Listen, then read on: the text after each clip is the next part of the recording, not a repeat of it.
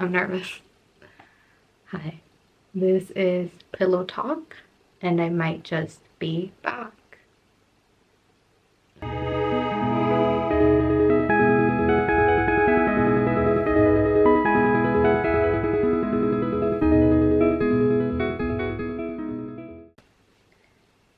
It is widely known, or at least I feel like it is widely known, that I have a love-hate relationship with the idea of being seen. I mean, it was only at the beginning of this year that I deleted my Instagram for 3 months because I felt a little burnt out with the idea of being perceived. Like, I was a little bit tired of feeling like I was performing, I guess. I sometimes think that I wish I didn't have a body. I wish I didn't exist. I wish I didn't take up space. Like, I wish I was just soul. I was just one with the universe rather than like existing in a physical body. But that is only until I realize, until I remember that there are people that see me in ways I rarely get to see myself, see me in more gentle ways, that see me with tenderness, that see me with care and love and admiration. I was just recently having this conversation with my mom and my sister, and I told them that I think that as we grow older, feelings stop being as intense as they used to be once because feelings stop being new, you know? And I told them the story about the first time I ever felt attraction, right? The first boy I ever felt attracted to was Peter Pan in the 2003 Peter Pan live action. And I guess that maybe that would lead you to think that I would watch that movie every single day because I was in love with him, but that was not the case for me. I was unreasonably upset every single time that movie came on because I was feeling something new. I was changing, I was a kid and I had felt a lot of emotions before, but this one was new. And that was weird to me. So I refused to ever watch that movie because I was so in love with that man. I was in love with, well, it was a boy. It was a boy. Let's reframe. I was in love with that boy, right? So yeah, every single time it came on TV, I would change the channel. And the only times I would ever watch it was when I was at my cousin's house because they were all boys who wanted to watch the movie with the boy main character. Was he the main character? I don't know. Remember that I didn't watch the movie, but I think he was the main character. It wasn't Wendy, right?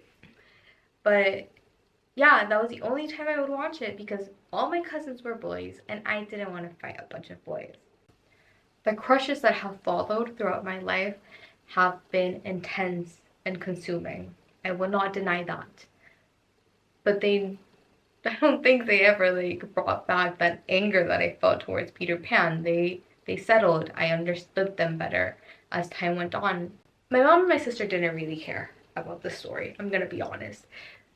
They mostly just laughed at me. My sister pointed out how maybe 2 days prior I had told her about this teensy little crush I had. And I told her that this crush made me feel like a little kid. Like, seeing him makes me feel nervous. So I avoid seeing him. Like, literally directing my gaze towards him at all costs.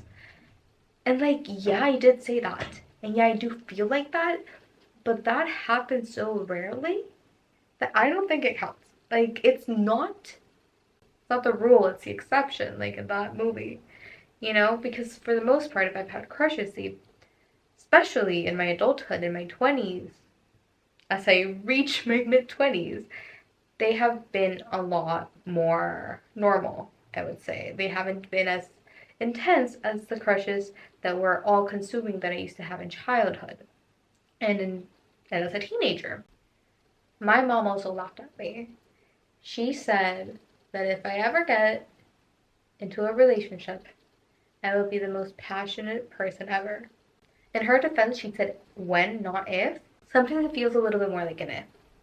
this comment kind of surprised me from my mom because I very rarely share any details about my romantic life with her, mostly because it doesn't exist. But I guess in a way it was just kind of surprising to know that she knows this about me, that she sees me as a romantic and as a passionate person, even with the few details I share with her. And of course she knows me, like she's my mommy, you know? But even without sharing things, she still sees me. I just rewatched like everything Hannah Montana, right? And I was watching the movie, and one lyric from one super random song just stuck out to me. It was the song Dream, and she said something like, "Tell me what you think about me." And I guess that's just how I've been feeling lately. Like, yes, a part of me, I think, is terrified of knowing what other people think about me. But then there's, of course, another part of me that craves to know. Like the other day, I was hanging out with my friends. I was watching TikTok and loosely listening to their conversation in the background because I was trying to recharge my social battery, of course. And I don't remember what my friend said, but I do remember laughing an ugly laugh. Like, this was an ugly laugh. My friend laughed and said that my laugh sometimes reminds her of the "When Will You Wear Wigs?" like the Elijah Woods video. And I was like, do I laugh like that often? Like, should I be concerned? She just thought for a second. She said, it happens when you're distracted. And that has stuck with me as well. Because I just feel like that is such a minute detail about myself, about my person, that I can't believe someone would catch on to that. And it just made me feel kind of special. Like, people notice me. People notice my habits and my quirks and the things I like and you know? I don't know, maybe these are silly and these are small, but I do feel like these little bits kind of are reminding me that it is a beautiful thing to be noticed and to take up space and to be human.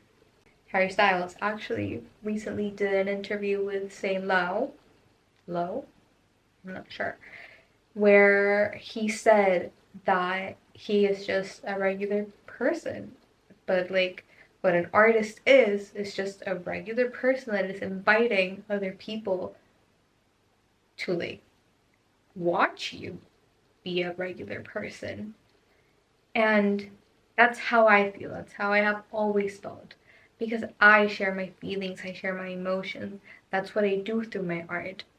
And I know it is a little bit contradictory as well to be terrified of being seen while also wanting to actively, like, I actively want to let people in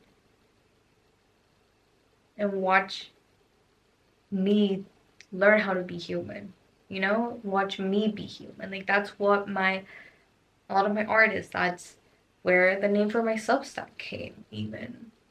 I am learning how to be human, and I am letting you in on this.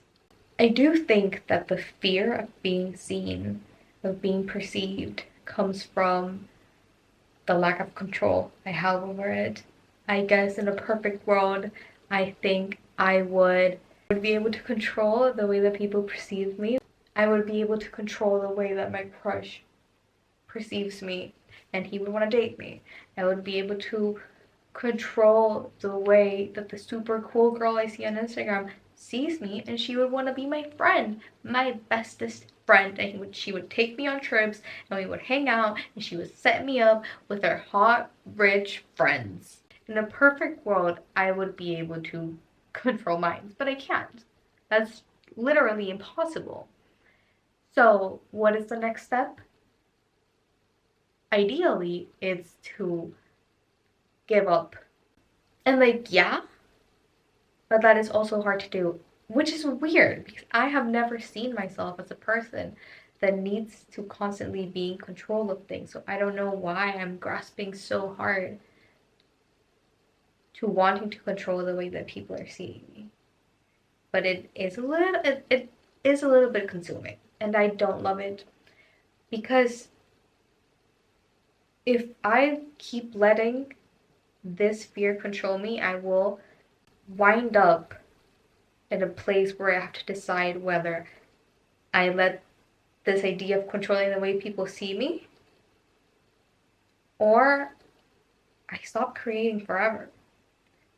And I don't think I can do the latter.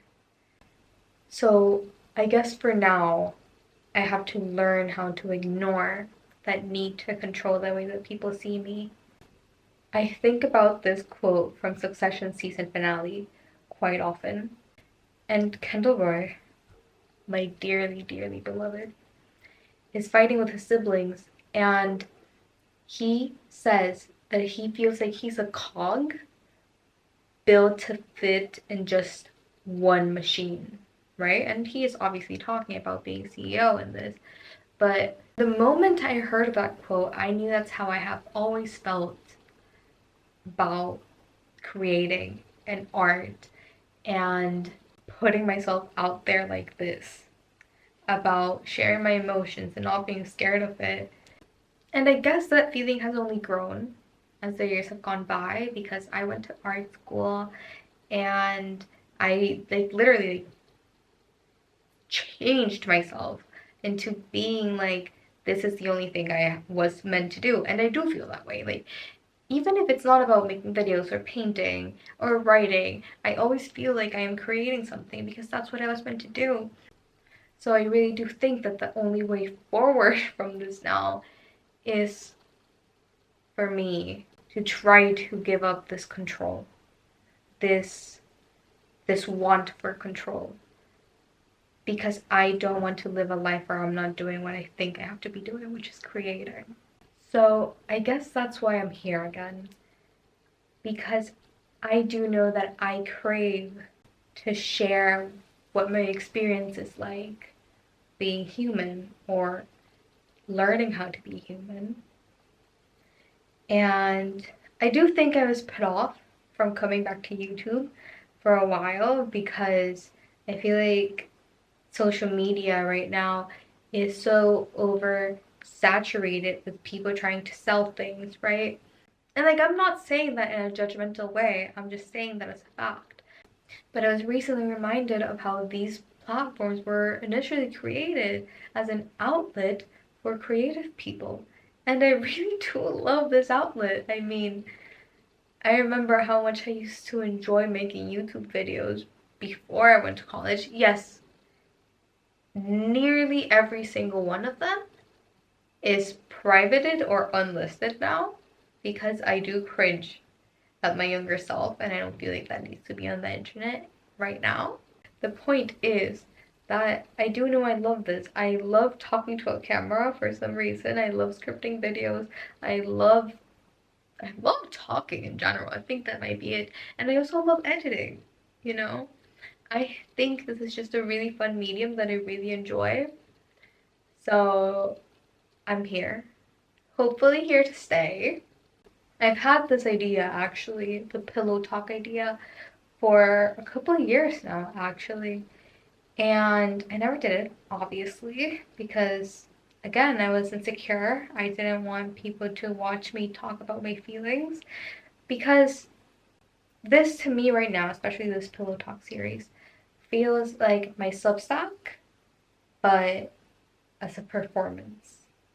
It feels more personal, it feels more genuine, it feels more intimate, because I am sharing this with you.